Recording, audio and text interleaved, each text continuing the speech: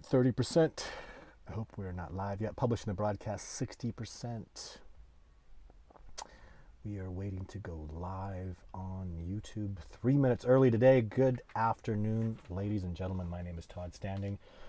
I am the man who takes people out and has them either live interact with or eyewitness a Sasquatch. I've done it many, many times. I am doing it this month, next month. And September, October, I can do it. November, we'll see. I may be, there's lots, my God, the stuff going on right now. Feature film, Discovering Bigfoot Part 2 is in the works. There'll be new Sasquatch footage in there. I don't know if I should be telling anybody this, but I'm pretty much set for a new TV show. People ask me about the TV shows a lot, what's going on. So I have movies, I have movie deals. My movie is done, and Discovering Bigfoot was a hit on Netflix, the #1 documentary of all time in 2018 on the biggest network of all time, in case you were unaware of that. That doesn't mean that there was profit and that, you know, that was, don't go thinking like that. Netflix literally told me, hey, congratulations, you're the biggest documentary we've ever had. They told me this in 2018. Go make another one for free, and we'll think about paying you for it. So the feature film industry is very tricky, and the movie industry, just like the music industry, is full of parasites that take all the money. But I'm extremely happy to have the exposure. I just want that movie to be out there. People, share it with your friends. It's on YouTube for free now, and it's on Amazon Prime. It'll be all over different Warner Brothers television networks for the next few years. I just want people to see it. I want people to. It's about discovering Bigfoot. It's about not what I was able to accomplish, but what was accomplished. What Jeff Meldrum saw. What happened with John Bitternagel.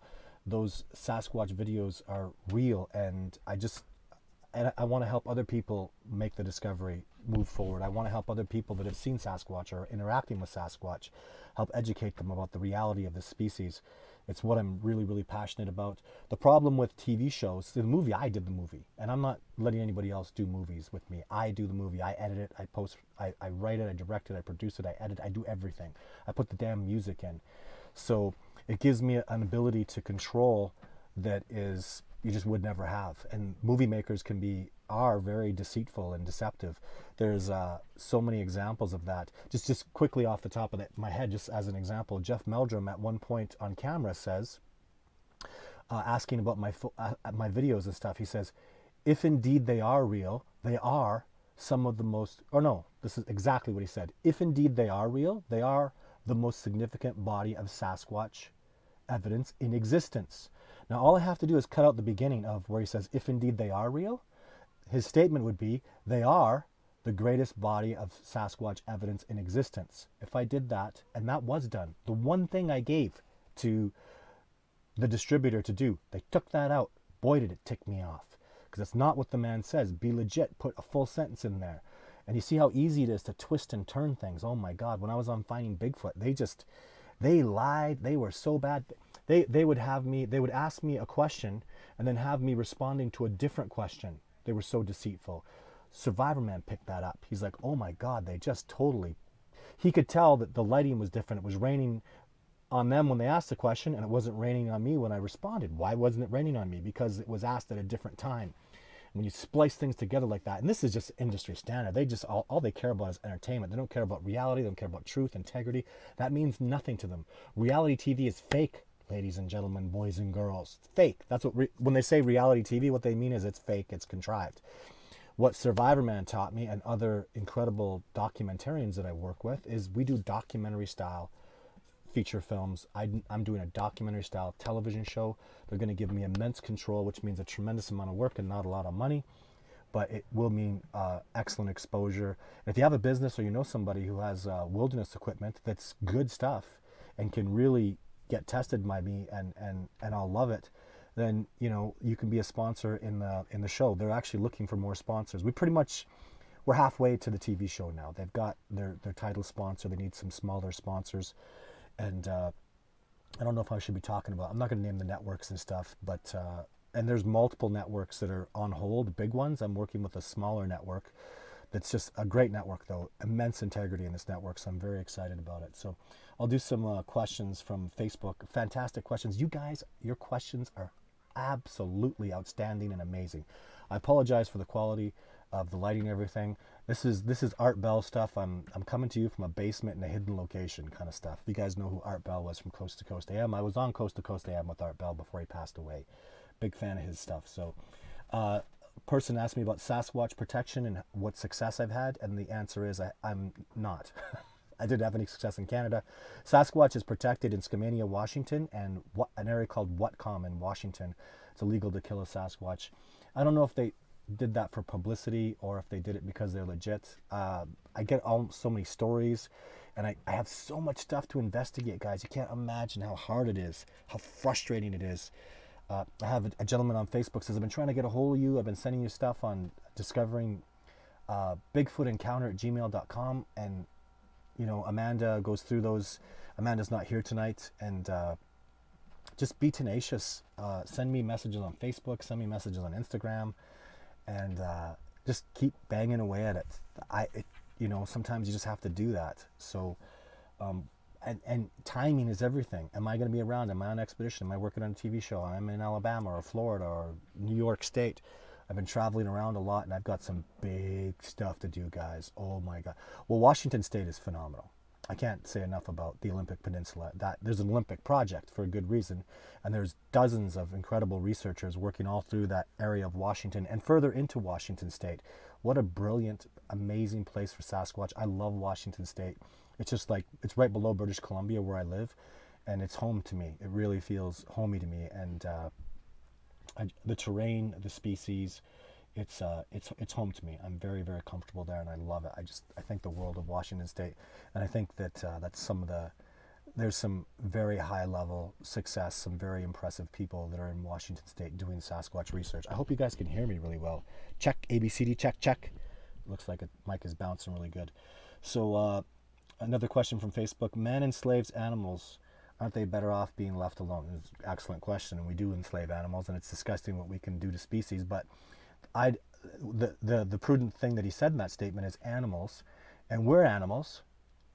But it's clear to me that the Sasquatch are a people. They're very spiritual. They're highly intelligent. It would be slavery, plain and simple. They're completely sentient. There'll be no difficulty proving that. I already have proof of sentience, absolute definitive proof. When the day comes, this is what I did. This is what you guys should know. This is super important. This is why your questions are so amazing, because I'm going to tell you guys something. I have a piece of evidence, one of my best pieces of evidence that I have, and I've shown it to a couple people very close to me. It proves they are sentient. I show that, and it's done. There's no question. That's sentient. That's a Sasquatch. It's actually the Sasquatch I call Jane. I'm pretty sure it's her, or it's her twin from the same group. There it is. I have evidence of her sentience. Absolute, definitive sentience. Done. And that, I mean culture. I mean that she has a possession that's cultural and spiritual. And you have to understand, the day a gorilla picks up some straw, makes it into a hat, and wears a hat around, and gives a hat to his offspring, he's sentient because he has a possession. And it creates a lot of, it's more than that, but the promise I made myself, it's a promise that I made on my own spiritual journey. I literally asked the universe and prayed and focused on getting that, because it was a question to me. When you go out and you have a purpose, and I go out and I send that purpose out, am I doing the right thing? Will I do more damage to Sasquatch by proving they exist than good? And it was always something I was 51% in favor of and 49% not. And then that question was answered to me when I got that piece of evidence, and I really just said, I am doing the right thing. And now, it doesn't matter who makes the discovery, that's a piece of evidence that the whole world will see immediately, is they are sentient, and there will be no questions about it. And it's undeniable proof of Sasquatch being sentient. See how it's you guys. You guys do this because you're so freaking awesome with your questions. So The California wildfires. There's lots of wildfires that are going on. Remember that wildfires, though, they're quite natural. I know that there's global warming, and I know that it's maybe not so natural anymore. When people start them, it's absolutely terrible. But there are, I mean, clearly there are. I don't know if you guys know this, but there are certain trees, like we have spruce trees. Are they spruce? Yeah, the spruce trees. When they replant after they log, they actually have to put these spruce trees in an oven to make the seeds pop so they'll germinate and grow. That's because they're designed to grow off of forest fires. So forest fires are part of nature. And I'll tell you something. The ultimate species in nature is Sasquatch. They are the ultimate, most advanced species. Ladies and gentlemen, they live and die based on their environment, the wind gauge. They know. They know fires blow based on the wind. They know their ways in and out. I would find it very difficult to believe that a Sasquatch would be caught with his pants down in a fire. In fact, I just really can't. They just can't be. They can move. They're mobile. Their home is where they sleep in the night. Highly intelligent, highly adept, high ground. They're going to see the fires coming. I just can't. It's extremely unlikely they would be caught in fires and damaged by them. Earthquakes, whole different story, right? I think maybe they could. I know animals can sense earthquakes, but to what extent and where can they go? What about Mount St. Helens eruptions, like volcanoes? Yeah, I think they possibly could get caught with, and damaged by that. But I don't think wildfires are real dangerous to them, and that's my theory only. I have no evidence to substantiate this. Well, I think I do have evidence. They're just highly intelligent, highly adapted, and an incredible, amazing, phenomenal, brilliant species. They're my teachers, and they're literally 2 levels above me. This is the way I kind of explain stuff so people can understand. So there's people with no tracking skills, and then there's people with good tracking skills. Maybe the old hunters back from the, let's say the late 1800s, right? They were great trackers and hunters. I'm kind of here, and then the natives are kind of here. So me, the natives that were just, the native trackers that are very talented. There's some talented native trackers, and then Sasquatch. So I'm 2 levels below, and then, even honestly, like a good tracker in the old days is like, and then there's an okay tracker, a novice tracker, and then there's people that have no tracking skills. Way down. They're serious levels. And yeah, so I hope that helps you understand when you're dealing, and for me, explaining it to regular, everyday, normal layman's, guys, if you think tracking is following footprints, no, it's not. Tracking is knowing how to move, watching the terrain, seeing what leaves are from what berries or fruit or poisonous, and there's the sounds. This is tracking, knowing what a squirrel's chirping at. When I take my expeditioners out, I go, oh, there's a bear over there. And they go, what? Or a bear or a mountain lion or a wolf. I can identify. The squirrel makes the same sound with the bear, mountain lion. A big predator, they make the same sound. If it's a small predator that's not dangerous to me, but it's dangerous to a squirrel, like a lynx or a wolverine or a badger, something that could potentially be dangerous to a squirrel, they make a different sound than or fox, and I can tell the different sounds. Even a bird of prey has a whole other. So you got birds of prey sounds, you got small predators that are dangerous, potentially dangerous to a squirrel, and you have big predators that are still dangerous but unlikely dangerous. You must understand, a mountain lion's not. They rarely go after squirrels. Bears extremely rarely will go after a squirrel, and wolves, same thing. Just that's not a primary concern. A lynx will go after a squirrel. That's a primary food source for a lynx and a fox and a coyote. So squirrels are extremely scared of them. And then, of course, I think the scariest thing, the worst squirrel sound is when a bird of prey is coming around. But that's tracking. Do you get it? I could just talk all day. Blah, blah, blah, blah. I could talk for hours about the levels of what tracking falls into. Tracking is tracking the animals, tracking the sounds, tracking the plants, tracking the terrain. That's tracking. It's not even, I used to try to tell people following the tracks is one dimension. That's not even true. It's 1/10 of a dimension of what tracking is. And I think, I would say honestly, I have about 8 dimensions to my levels of tracking, and I think there's about 12. So 4 that I'm not even, that are kind of, I'm really working on, and there'll be a lifetime worth of work for me. So footprint castings, I have just I don't. It's not something I work really hard for. Jeff Meldrum and John Benernagel had brilliant have, well, John Benernagel passed away, had a very nice set of track casts, and Jeff Meldrum is just his. If you want to see track castings, go to Jeff Meldrum. I've talked about this before with footprint casting. So I've only ever in my life, in my all of my experience, a good castable Sasquatch track is extremely rare, and good trackers just don't leave them behind. So, and I mean like a real castable one. The problem is that the terrain has to be soft, and it can't be too soft, and it has to be damp, but it can't be too damp, you know. And you need dermal ridges to get a good dermal ridge, and then even to have the Sasquatch step properly in the right terrain, and you know what I mean. And it's so hard to get, and I'm dealing with trackers that know not to leave tracks, especially when I'm around, especially in areas that I'm familiar with. They won't leave. They purposely leave footprints, but they're not ever castable. They'll leave a big boom mark in the ground or something to impress me. But yeah. Another question from Facebook asked me about Jasper in the Hinton area. That's right close to Nordegg, and I get reports about Sasquatch up all through there all the time. Really, really good area for Sasquatch.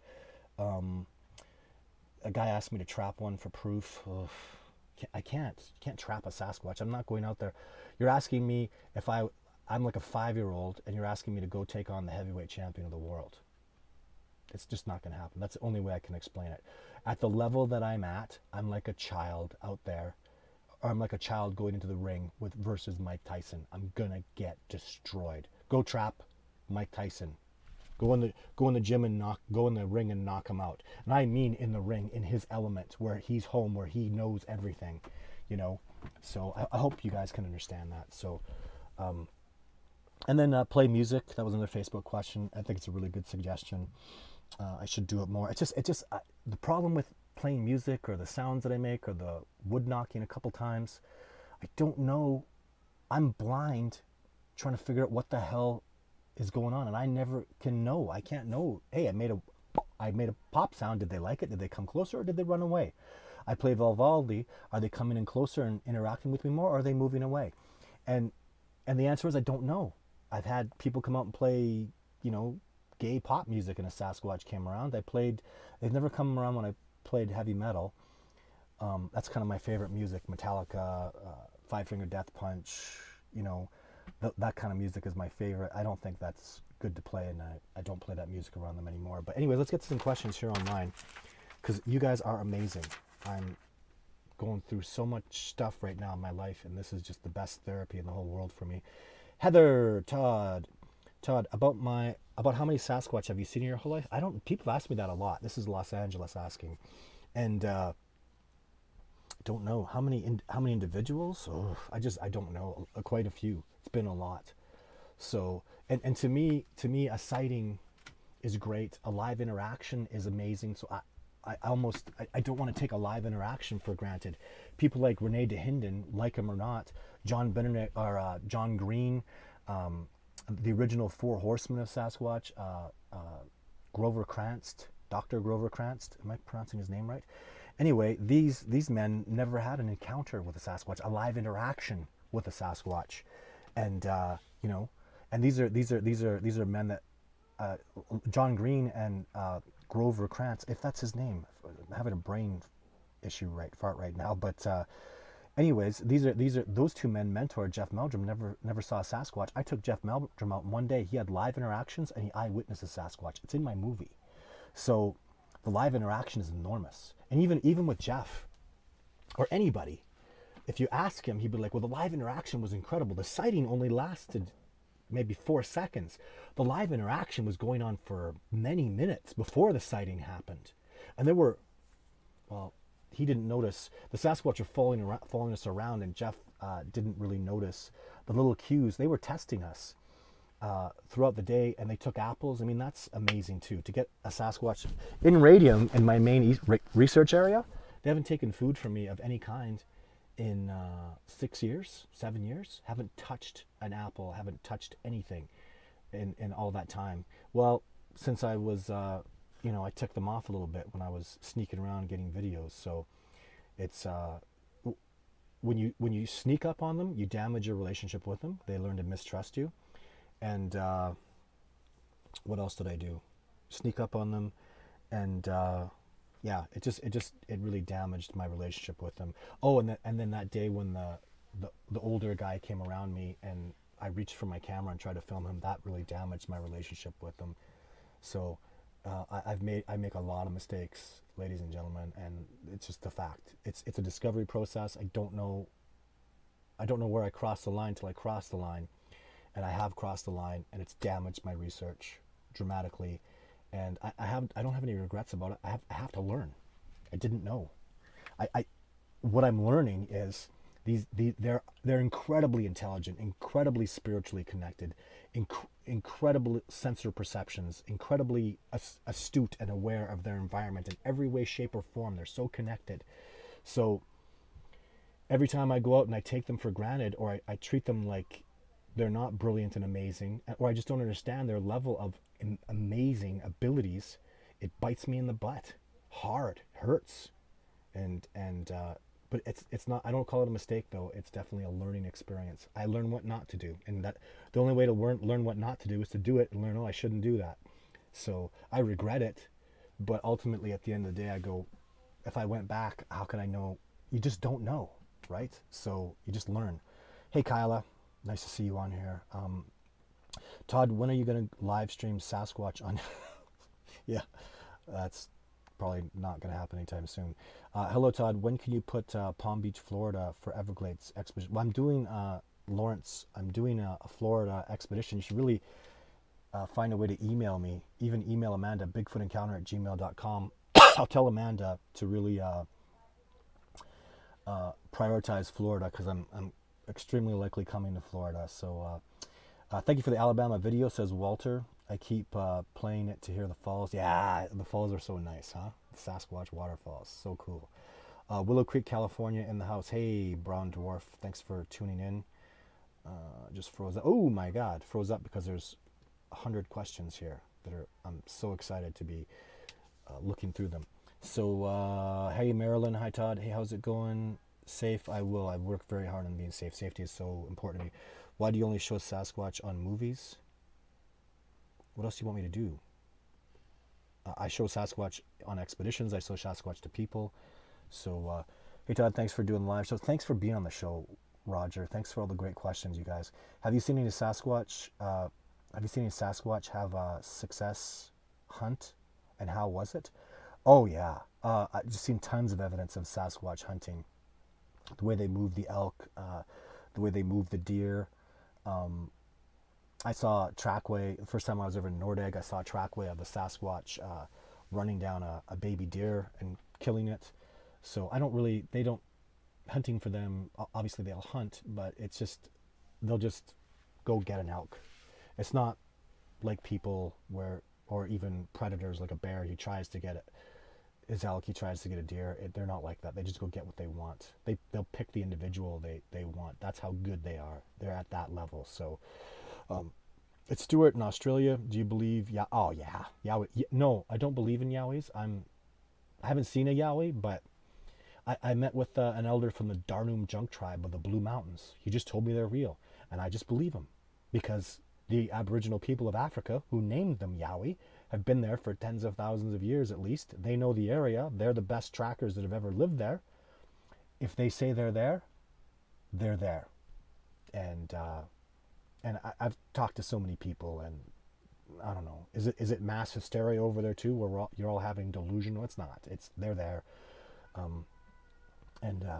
As John Benedigo would say, I'm firmly convinced of it. Firmly convinced of it. So, Kathy Slender, I live in Washington, was up by Darrington, saw Sasquatch cross the Scilly River. Cool. Good for you, Kathy. And really keep in mind, Kathy, it's extremely unlikely that it was just, oh, you just saw him cross the river. It's extremely likely that Sasquatch saw you, liked you, and let you watch him cross the river. Really think about that. That's very important. People think these are random. A bear gets caught, a mountain lion gets caught, a Sasquatch. I don't think I've ever, out of all the sightings and all the encounters I've ever heard, when I really talk to people, there's maybe, I say less than 5 that that could have possibly been just a fluke occurrence. The rest of the time, it's planned. They do it on purpose. They're testing you. They wanted you to see them, and that's the way it is. Hi, Todd. Greg from Indiana. Hope you like the Alabama question. Do you think Sasquatch is more human? Oh, way more human. So human that they breed with humans and produce viable offspring. So hominid, absolutely. So yeah. Hey, Joey. Nice to see you too. Thanks for coming to the show. Roughly what you say is the biggest Sasquatch ever recorded? Well, I don't know, because do we really record them? And I hear people, very legit people, telling me about 15 tall Sasquatch. So 15 foot? Ugh. But really authentic, really people that have taught me lessons, people that have taught me a lot about the wilderness tell me they're that big. So, but I just go, gah. So I don't know. We need way more information, and there's not enough. What happens if there was the Andre the Giant of Sasquatch? You know, we have human beings that have gigantism. What happens if a Sasquatch has gigantism? He would be 15 feet tall. That'd be crazy, right? Had a Sasquatch experience on Spring Creek outside of Bainbridge, Georgia. Congratulations, Mike. That's fantastic. I'd love to hear about it. I have a friend in Georgia. Bigfootencounter@gmail.com, right, is the email address. Sasquatch Wizard Adirondacks. I know the Adirondacks. Sasquatch is Jonathan or ADK Johnny. Oh, thank you for coming on the show today. Pleasure to have you here. Are you going to have some footage full body, maybe not just face? Well, I do have full body footage. The video 3 is full body. You want me to get more? Of course I want more. So, yeah. What's cracking? Hey, Arthur, Roger, Todd.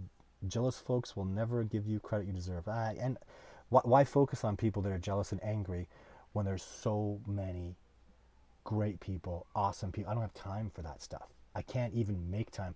I am not able to make time for amazing, awesome, genuine people that are absolutely fantastic and have nothing but wonderful, great ideas and good information and good things to say.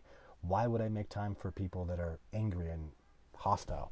So Royal Creations, Finding Bigfoot should be called Finding Bigfoot Ratings. Yeah, I'm watching for Royal Creations. He's come up as one of those people that really, he's one of those people. I'm very attracted to people that question me, that say, "Whoa, Todd, I don't agree with you." That when, and I like that so much. You gotta, when people, if people are around, they're just kissing my butt all the time, and they're just following me around like lovesick puppies.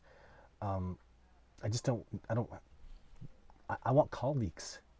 I want people that are gonna question me and push me, and because a lot of what I do is theorize, right? And I need people to question those theories. I need people to go test those theories, and you know, it's not about John talked about that when we were at the Sasquatch Summit, because John and I butt heads so much, just as in philosophical ways and scientific ways, but I love the guy so much, you know, and he maybe in the beginning took it a little personal sometimes, but I never did. I just adored the guy. So he's from a bit of a different generation, and I like adversarial conversations. And after a while, he learned that I just loved him, and you know, he was like a father figure to me. And when he saw that, and when the truth came out, that he would realize that he was never gonna get rid of me. I was just gonna be I was gonna be his colleague forever. And I just even if I didn't agree with his opinion, he is a wonderful, wonderful man, and just I'm inspired to live on this planet because I hope there's more men and women like John Bitternagel. That's how highly I thought of him. He's one of the greatest men I have ever met in my life. And he wasn't mean or rude. He wasn't angry, hostile. He would never punch somebody. He had not a violent bone in his body. And I couldn't admire him enough. So Tennessee Williams, do you ever have the research cage match? Saw an awesome video, an old Sasquatch Summit Q&A. Les, Jeff, Todd, John, and others were all there. Researcher cage. Yeah, we had like I wouldn't call it a cage match, but there was a big panel, and I was on that panel. Jeff and John and Les are very good with being PC. I like to butt heads. You know, people say ridiculous things, and I'm just gonna butt heads with them. It'd be like it'd be like, so you get these, so let's see if I can get this right. So I'm here and you get these guys that are extreme over here, right? And then they'd have their opinion. I'd go, and then Jeff would be over here, and Jeff would be like, Todd, so he would kind of negotiate it, but I was not. I was just like, but it's not that I dislike anybody. I'll strongly disagree, but I'm not angry at you. You know, I might think your opinion is ridiculous. Sorry, and I might laugh, and maybe that's offensive, and maybe I need a lot more John Bennernagel in me, and I do, but it's just my way, and I don't mean any offense. And what ends up happening with me is that people that can take a punch, they're gonna be my friends. You know what I mean? I can take a punch, so if my friends can take a punch, the world is not daisies and butterflies. I'm looking at me 10, 15 years ago. Oh my God, I was a different man, because the world has kicked my ass. Sometimes the world will beat you down, kick you down, smash you, violently rape you, figuratively. And I've been through that. I'm going through that, and it'll change you. And when you go into war and you see death and blood, and I've met men and women like that, it changes them, and it can be hard. And I'm very happy for people that never have to go through that stuff, but I have, and life is hard, and I think I'd be a fool to perceive things in a shalala way like I used to. So I've seen a lot of evil and a lot of hurtful, terrible stuff, and not to do with Sasquatch, but it's for those of you who understand, you understand, right? So Ted, Bigfoot case files had some great stories from BC. Yeah, I watched those growing up. I enjoyed them, but I didn't think Bigfoot was real growing up. Man, I've seen some really cool shows, amazing stuff, that almost very mind-boggling, incredible stories about Sasquatch. Fitzlevin says, it seems like you're in for the profit, not the discovery. Maybe Steve aside, I don't know who that is. Fitz, come on. Yeah, I'm making big money, right? I'm rich, Fitz. Like, what a stupid thing to say. If you think that, Fitz, you don't know what the hell you're talking about. I mean, I live from month to month, and if you think that about me, you're like, finding Bigfoot was discovering Bigfoot, my movie, was a huge loss. Fritz, loving it. So you're like, I lost hundreds of thousands of dollars, and I could have made more money working at McDonald's than putting time into that movie, Fritz. So you know how much money I'm making to do this show right now, Fritz? It's minus. It'll be in the hole. We're not gonna pay for the electricity I'm using to run this computer on this show, Fritz. So if you think I'm in it for the profit, Fritz, goodbye. Sorry. It's just when you're struggling like I am, and when you're fighting for this discovery, and what's frustrating is, if I had just made profit with my movie, I'd put that right back into Bigfoot. I had plans to get drones with thermal cameras and follow Sasquatch around. It's almost to the point where I've really kind of been a little irresponsible spending so much money on Sasquatch research, because I'm very passionate and I feel like I'm just so close, or people are so close. And if you don't see that about me, you don't know nothing about me. All my expeditioners, all the people that have been out with me, all the people that have been boots on the ground with me, they would laugh if they heard that. When you see the reality of who I am, like, we're talking Les Stroud, John Bernernagel, Jeff Meldrum have been in my house. They've driven around in my truck. Like, you come on expedition with me, I've got this 1998 beaten up old Chevy 1-ton. I'm in it for the money, and that's my truck. That's my truck. That's what I drive around. It's very reliable. I take good care of it. Money. If you want, go. There are young men and women that are like, hey, I want to do this. I'm like, you don't want to do this. This is hard. This is a financial mess. The deal that I'm looking at for the TV shows, I mean, I might, the amount of money I'll get for episodes is like, oh my God, I'll basically be working for $10 an hour. The only reason I'm going to be able to pay my bills is I'm going to work 80 hours a week at $10 an hour. That's the only way that the TV show is going to work with the way I'm doing it. So do you work for $10 an hour? Like, come on, it's ridiculous. So shout out to Art Bell. Yes, I loved doing his show. It was wonderful. He mentored me quite a bit while he was doing Coast to Coast AM. Todd, the next time you come down to Alabama, do an investigation in the Bankhead National Forest? Oh, I can't do that, Patrick, because I'm already in the Talladega, and I've taken 3 or 4 steps forward there, and because I've stood on the shoulders of a researcher, Justin, and other people that have given me accountings there, so I don't want to start at ground zero again. Starting over is so frustrating. I don't. Patrick, you do it. I'll help you. You go into the Bankhead Forest. There's what the hell's special about me? Send me an email, and I have people in Alabama too that I know and trust that can come and help you out, and I can hook you up with people. So yeah. Todd, are you in Oriental Rug Store? No. But apparently I'm rich. Apparently I'm freaking. Look at my fancy equipment. Look at my fancy microphone that cost $20. So, in it for the money. Wow. Also in Otchwa Mountains in Arkansas. So much stuff, guys. So much stuff. Hey, Todd, Amanda and Phil. I don't think Amanda's here today. How can you tell if a stick structure was made by a Sasquatch? That's a good question, David. You just got to look for. Well, people can do it. You always have to think, could a person have done this? And when you can kind of rule out the strength of a human being, and then you see something that can't happen in nature, like, logs twisted and bent in, you just got to really CSI it as best you can. And really, it took me years to figure out some of these structures. I was like, the structure you see in Nordegg, there's 2 of them. One's been torn down for sure. It took years before people noticed something spectacular. I know it sounds crazy, but I mean, I'm talking, I had PhDs and brilliant genius men like survivor men looking at these structures.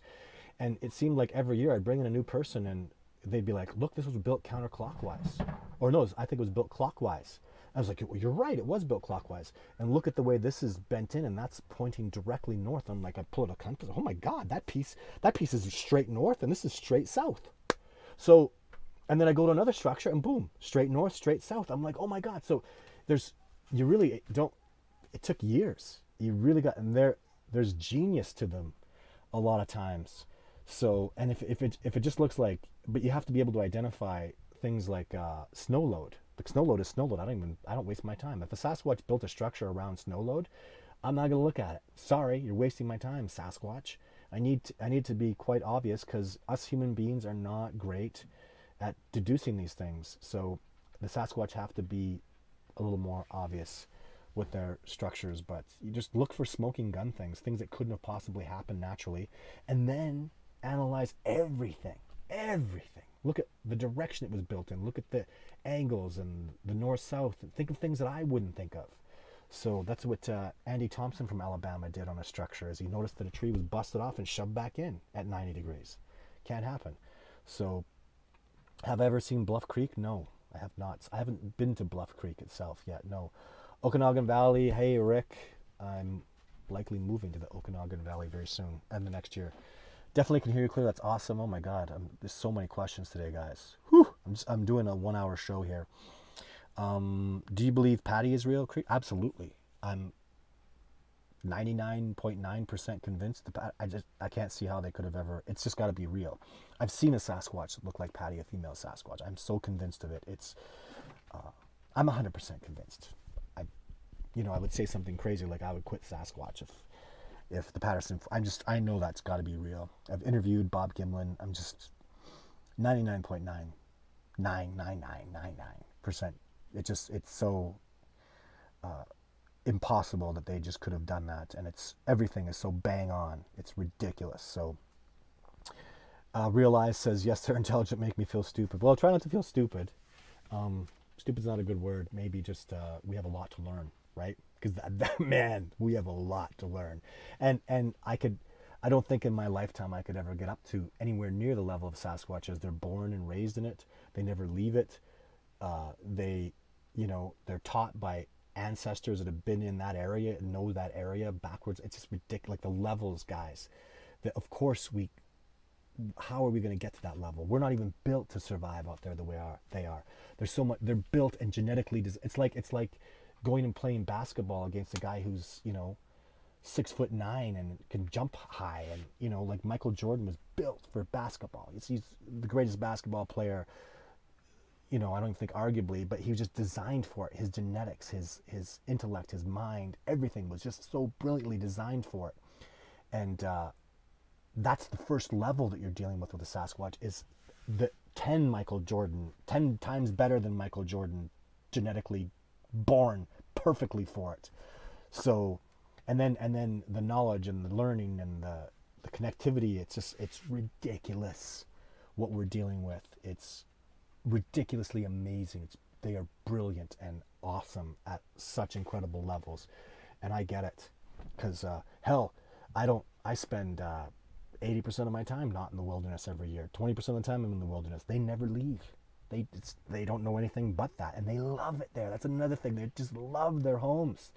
They're purely in love with their home. They adore being a Sasquatch and being in their homes. So I don't know what's smarter than us, right? Because we do have our technology. We do have smarts. We are the most technologically advanced species on this planet, I think. So, but it's not a competition. It's just different, right?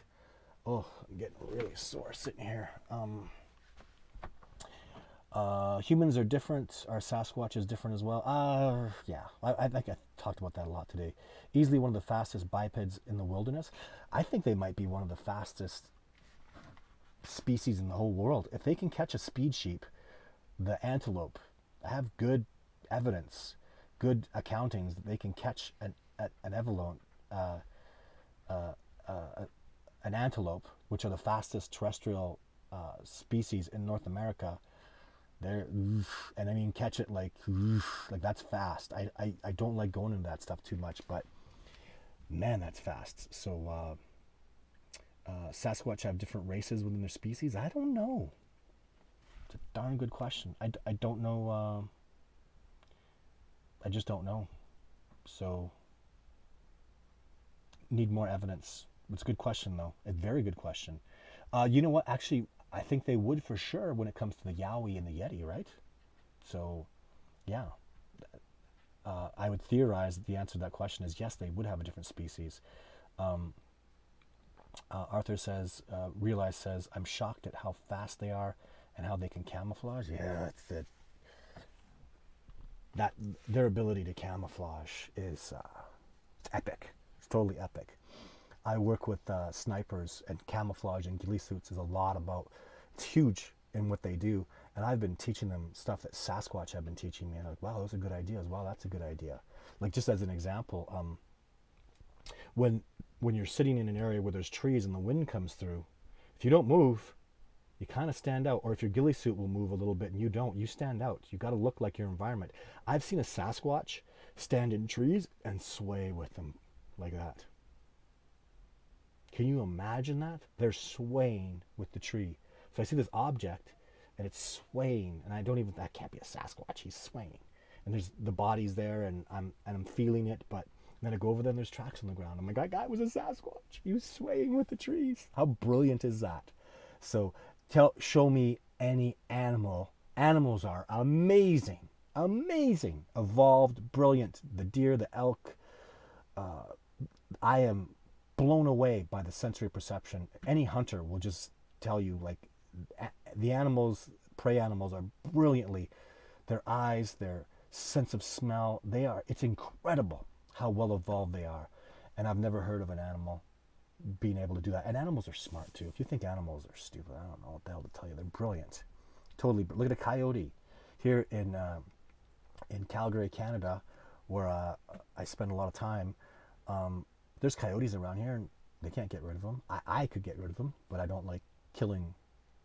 I just couldn't do that. It was just not in me. I'm not much of a killer kind of person.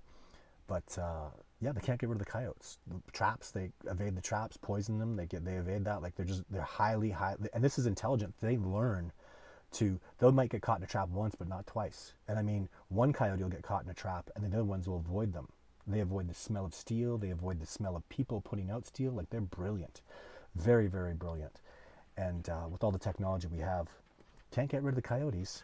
So burning near Bluff Creek, really? The fires are burning near Bluff Creek? That sucks. Northwest Olympic says, would camping near rivers during droughts help find Sasquatch? Notice game runs through camps on river? I don't know. They're going to know their water sources really well. I don't like camping near rivers because it covers too much sound. River is sound cover. Man, I learned about sound cover in Alabama. Those frickin' crickets and bugs are so damn loud. I could stomp through the bush and you wouldn't hear me. Cover sound is immensely important when it comes to keeping stealth. But game runs through camp. Game runs, well, animals, especially ungulates, deer and elk, and animals need to eat in one place and then get water in another, and go back and forth. So that's something that they do. But Sasquatch are just at a whole other level of amazing. It's so hard to put your finger on their, and they can find water all over the place. They're going to be so, and they can get water where a deer couldn't get water. They can rock climb into spots and go into, put their face down in ways and get water. Put water like that where deer couldn't even get into the spot. They're just, they're really another kind of just totally amazing. So, and if there's pressure, if you're there and they don't want to be there, they're not going to be there. You know what? At the end of the day, with that question, if they want to be around you, they'll come around you. If they want to stay away from you, they're going to stay away from you. They're going to make that decision. They're the boss out there. They're the top species out there. So, Ashley from Washington. Hey, Ashley. Have talked with some Washington researchers. I've been told they would have known to leave before Mount St. Helens erupted. I think I'll agree with that. That's a good theory, Ashley, and I'm going to be on the side of that. Animals just know stuff. There's a connectivity. There's electromagnetic fields. There's things. I don't know. I would find it highly unlikely they're going to get caught in that stuff. So Arthur says, Ashley, I'd really love to know more about the Mount St. Helens stuff. I've researched a lot, but can never find enough information to satisfy my brain. Yeah, welcome to the club. It's a lot, and you think the internet stuff gets covered up and lost. So yeah. Axel, go watch Discovering Bigfoot. Thank you, Sasquatch Wizard Adirondacks. Sasquatch Wizard Adirondacks. If you want to talk to Kyle, Kyle's a colleague of mine that was in. You probably know this, but and Kyle's on Instagram. Is he on Facebook? I don't know if he's on Facebook. But if you send bigfootencounters@gmail.com, I'm actually Amanda hooked somebody else up with Kyle. And Amanda, if you're watching this or when you watch this, I'll give you Kyle's email address, and you can just go send Kyle whatever you want, Amanda. So you don't have to put me in between. I concur with your take. I found it hard for them to stand around or sleep during the forest fire. I wanted to be sure I wasn't the only one who's seen it that way. Cool, thank you for that information. Those can be dangerous humans. Humans can be dangerous, yes. What do we have here? Yes, Lance, they do have thumb and they can grab. Oh, absolutely. Yeah, they have opposable. One of the coolest things that I just didn't get any help with, and I still have it, was when the Sasquatch they banged the glass of my Jeep and they banged the glass of my trailer, and my Jeep and the trailer were muddy. So we got fingerprints, and the hands are oddly spaced, guys. It's the thumb is down in a weird spot, and the fingers are big, and the fingerprints. I'm profoundly convinced that I have fingerprints. I put them in a video, and there was a show that came out that the woman was supposed to have, investigative experience, and I thought she'd be excited about that. She turned out being a complete twit and was uninterested. She just looked at the fingerprints and just, and it was profound evidence, and I was really excited from the look at it. She claimed to have fingerprint experience, and she was just a complete twit, and she kept her mouth shut, and I'm glad she kept her mouth shut because she didn't know what the hell she was talking about. She's a total bonehead that did that show. What the hell was it even called? About 90% of the time when I do a show, it's just excellent. They just even if they give a pro and a con, I'm pleased with the show because it asks questions, and I'm just happy with the show. But that show, they just lied, and they were just really twits, and the woman was a moron, and they let the moron woman who didn't even want to be there run the show. And the guy who was there, who wanted to be there, and I thought did a good job, he was too nice, and he let her push her around, and he just ended up capitulating to her idiocy. and it really wrecked the show because they have a thermal piece of footage of Sasquatch, and the stupid woman just made some stupid statements, and she doesn't know what the hell she's talking about, and said, "The temperature is wrong for us." Oh, really? The temperature is wrong for a Sasquatch? Holy stupid! You can't fix stupid. Actually, that's not stupid. I don't. Some people are a little slow. I don't mean to be disrespectful of that. This is like arrogant stupid. You know what I mean? Like you think you know it all, and you're an idiot. Do you know what body temperature a Sasquatch is at, dumbass? And it's frustrating because it was really good evidence and it was very significant. You know how hard I work to make sure that I recon hard to make sure that a show has good success. Like I worked so hard for Survivor Man, and it really paid off. The Survivor Man episodes are amazing. The recon work I did for Jeff Meldrum and John Benedict was so hard, guys. Like I spent 100 days of recon busting my ass. Even that's not true. I spent hundreds of days of recon learning and working it out and making sure they had great success.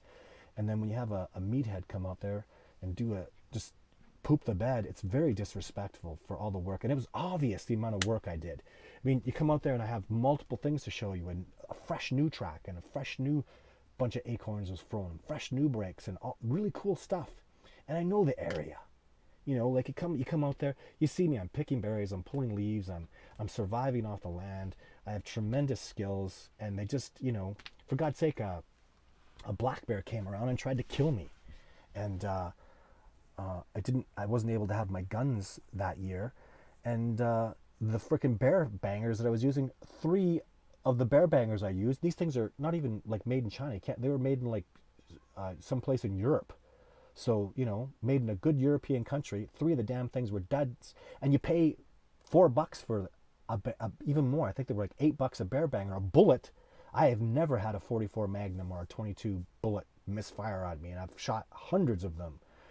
And they're maybe $1 each. Well, 22 bullets, like cheap. But like a 44 Magnum bullet, I've never had one misfire. And I've shot hundreds of them. And they're maybe $1.50 each. Never misfired. I have a bear banger. My life is depending on it. And they don't freaking work. So I literally had to, after the bear was like stalking me and hunting me and all the crap I was doing, throwing fire at his ass, I went into the trailer where the film crew was. I had to sleep outside because there was no room in the trailer. I was happy to sleep outside though, I wanted to. And so I took a bear banger out, and then I chased the bugger off, and that 4th bear banger actually fired at him. And it got rid of him, and it worked, but holy frustrating. My God. So, realize tracks, wind, leaves, time of day, edibles, all the tracking routine, broken areas, flattened grasses, fish bones. So yes, realize is making a small list of what is absolutely true. Everything, time of day, edibles, along the trail route, broken areas, flattened grasses, fish. He's right. He's talking about tracking and different levels of, and he's totally right. It just goes on and on and on. In fact, he's talking about the more obvious things and what it takes to be a good tracker and have good survival skills. I don't even realize how much stuff it is. I've been so trained, and when you're trained with how to not be killed, how to not be murdered by a bear or a mountain lion or get caught in avalanches, when you learn these lessons, they're burned in your head. But until I'm there, it's like until you guys ask me a question, I won't think to answer it. You know, when you've spent over 1,000 days in the backcountry with bears and mountain lions and Sasquatch and moose and elk and deer, and I'm still learning. I have so much to still learn, but yeah. It's a lot. Sorry, I'm reading questions while I'm thinking about these answers, but it's just when you get out with me, and maybe someday I should be responsible, and you know, put this stuff in a book, but I just don't do that. So yeah, just give me 1 second here. I'm gonna do some stuff here real quick. Because awesome questions. The small ones are still twice as strong as any human. Let's realize.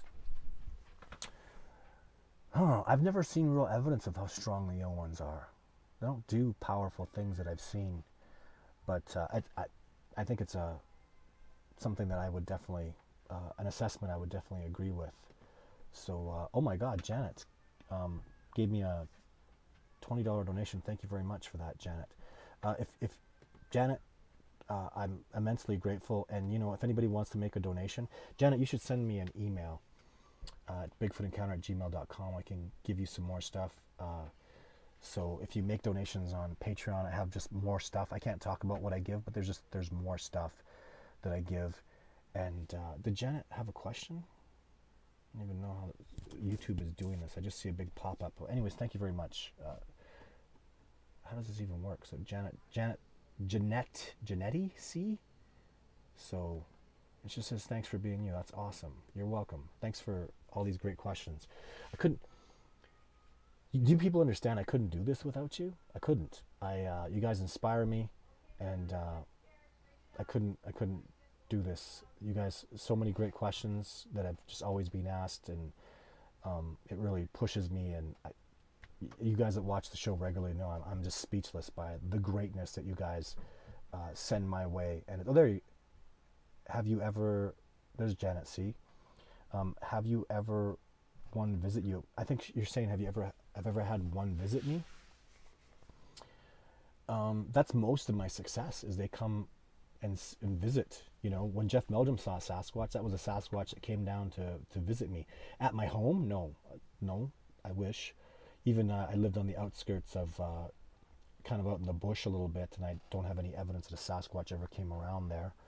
And, but just, it's, what I do on my expeditions, Janet, is what I do is I take people out, and I let the hikes are mostly to get the Sasquatch to observe us, test us, watch us, and then once they learn about us, and they'll test us by making sounds.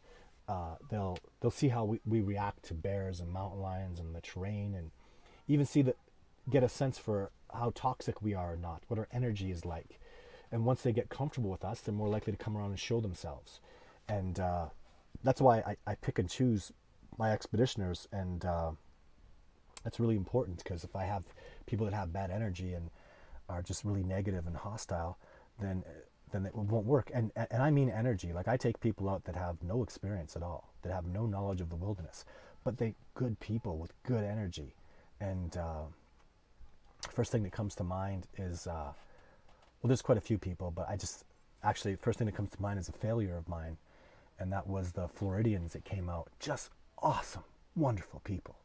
And it was a husband and wife couple that came out, and the wife was really supportive of her husband, and she was really happy to be there. But the husband, this was a dream come true for him, and he was playing like a little kid. He did everything perfectly, and that's one of the reasons I left Radium. I had good success, when I left Nordegg, I had really good success there, and I was really happy there.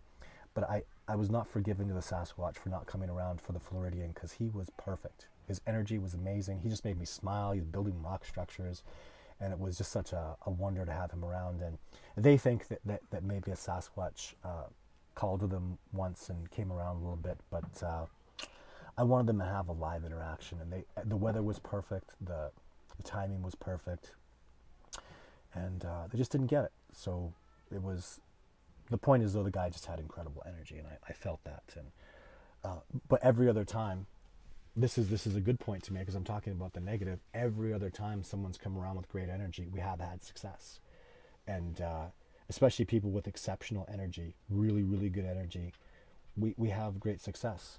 Even when Mel came around, people talk about her a lot, and she had some decent footage that showed Sasquatch being around, and came out with another person who was in a lot of turmoil, and and made quite a few mistakes, like I make mistakes, but he just made mistakes that made the expedition probably quite a bit less successful.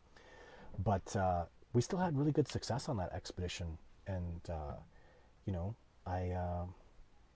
I'm very pleased with that expedition. So, in fact, I think the only expedition ever out of the dozens of expeditions that I've taken people out on was the Floridian one. Is one that haunted me, because I just they were so tough. They're from Florida, and it was cold, and man, they did so good. They were so tough.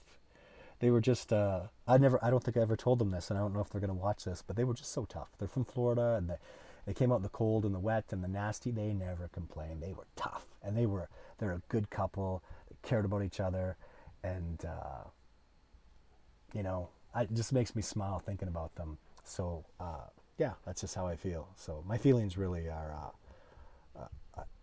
I move based on my feelings. I live based a lot on my feelings, and it makes me happy to live that way. So, and I'm surrounding myself with people that give me good energy and good feeling. And I think that's a good lesson for anybody: is create a circle of trust, and hope it holds. Do the best you can and hope it holds. I'm laughing because my circle fell apart bad. So, hey, Mason, Sylvanic Bigfoot Cooperation. Is this my Mason from Colorado, Mason? Amanda's not here, Mason, today. Believe it. I think this is the first time. Oh, there are expeditions in 2020, Phil. Yeah, I'm doing expeditions. Absolutely. What happened? Everything just went blank. Just Canadians only. But I don't forget, Phil. I'm going to the U.S. I'm doing expeditions in the United States with people. So yeah, there's lots of expeditions going on, Phil. Tons and tons. I'm working real hard. Janet C says, yes, true. I've heard stories about the Sasquatch not liking certain people who have bad energy. Yeah, and that's just my experience. I don't know if I'm right about that. It's the way I do things. Yeah. I don't know. Don't you, but aren't you like that, Jeanette? Don't you stay away from people that have bad energy? It's not even, but you can get bad energy. You feel people, they talk and they're F this and hell with that, and they're just angry and you just want to stay away, and that's, you want to avoid that. Or maybe you're attracted to help people like that. Maybe you see something in somebody that you want to help, and that's a wonderful way to be. Good for you. So I do that a lot, but especially with children, I think. But just a couple more questions, guys. Ryan says, every time I've been here, they make themselves verbally known within a few hours. Every time I've been there. So he's talking about, so Ryan, if you're in a spot and every time you're there, they make themselves verbally known to you, that's a big deal, dude. That's a really big deal. You need to make a commitment to get out there and spend time out there. This is, if it happens fast for you, congratulations. I've never really heard of it just coming really quick. This takes time. Like, you got to understand, when they study gorillas, it takes 8 years before they can habituate the gorillas for them to be for human beings to be around gorillas close enough to watch and make decent observations. So Sasquatch might be 10, 12 years. I don't know. Can that even work? What happens when you start studying a 10-year-old, and then 10 years later he's 20 and he runs off and goes and starts his own family? So there's real problems with having to have this kind of long-term study. Major problems to it. Ask me about my Jake Sasquatch. He's gone. It's heartbreaking. And I was having immense success with him. He was my boy, right? And he's gone. So it's a lot of work, Ryan. And but please go give it a try. Go work it out. Yeah, go try. Walt, don't remember what Todd said, but I'm guessing 20 to 30 feet. What did Walt ask? Didn't see that one. Greg Lockwood. Why are there no bodies found? Oh, same old question. I don't know. There's tons of people answering that. Who's ever going to find a body? Who's ever going to be able to recognize? Only the skull would be recognized. So, and they put their bodies. Sasquatch have been putting their bodies in places for a long time. So just one more question here, guys. Oh, what's Phil saying? The chat room is open. That's really important. That's how people, if you want to get in touch with me, get in that chat room. Go and press Phil. And Phil will call me and tell me, and that's been happening. The lady from Amanda. Sorry, I'm having a brain fart. Lynette. Oh, I'm so sorry. But anyways, she got a hold of me through that chat room, so it's one of the reasons I was happy to go to Alabama. So, anyways, yeah, lots of good stuff here. Great questions today, guys.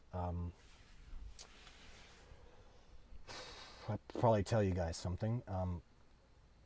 Oh, thanks, Tennessee Williams. Keep it up, Todd. Good vibes from the Smoky Mountains. Oh man, Tennessee Williams. If you got stuff going on from the Smoky Mountains, we need to talk. I've got 2 other people out there that are just good, and they're buzzing around me all the time. 2 good guys, like tough boys, well built, tough dudes, and Yeah, bigfootencounter@gmail.com. If you got stuff going on in Tennessee, I've got two other people that have good stuff going on.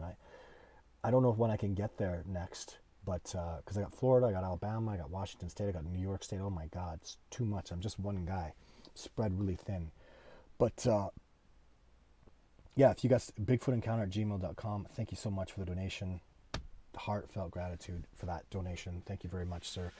And Andy says here too, Todd, have you considered gifting braids of hair? I give them my hair every time I go up there, boy, I put hair up there. Otherwise, they're going to tear it off my head. Maybe you'll get Sasquatch hair back. Wouldn't that be cool? Got to pay better attention to see if they're actually doing that. It would hard to, because I put hair on a tree, and it would be hard. If they put hair back on the tree, that'd be great. But I just don't think they do that. And it'd be nice if they did. But anyways, there'll be a Wednesday video next week. I'll have something up next week. So I just have lots of stuff going on. I have to be a little secretive about what I do. And I don't like being that way. But anyways, just tons and tons of stuff going on. So stay tuned, guys. I'll have something up for you next Wednesday, most likely. And good luck to all the other people doing awesome stuff. To get a hold of Todd, there it is. Phil says discoveringbigfoot.org. There's a little link that you can. Phil's so good. Like, you just click right on that link. So yeah, and go to the chat room, guys, if you want to do more. All you guys with all these questions, I see you guys answering and having your own dialogue. I mean, how am I supposed to answer? What is there? 200 questions here. 183 people on this participating in this, asking questions, multiple questions sometimes, which is great. So go talk amongst yourself, guys. Go. Cooperation is everything. That's why I'm here. That's the secret. You want to know the secret of my success? Cooperation. That is it. I stand on the shoulders of great men and women, and that's the only reason why I've had great success. Thank you so much for tuning in, all you guys. Hello from Florida. Hello to Washington State. Hello to all you awesome people out of Adirondacks, New York. It's fantastic. I love doing this show. I will be back soon, and I will keep putting up videos. Thank you so much, guys, and you take care, and I'll see you all.